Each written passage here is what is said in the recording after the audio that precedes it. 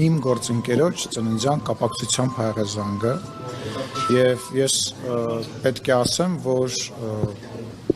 ամենալավ եւ հարգալից հարաբերություններ ունեմ Դաշնային խորհրդի ղեկավարի հետ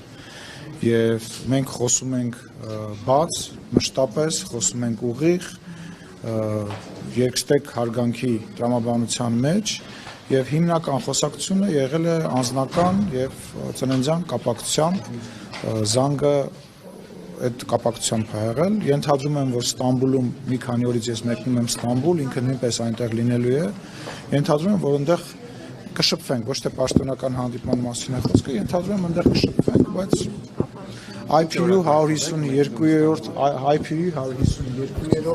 համաժողովն է, որը տեղի է ունենալու Ստամբուլում եւ բազմաթիվ խորհրդարանների ղեկավարներ են այնտեղ լինելու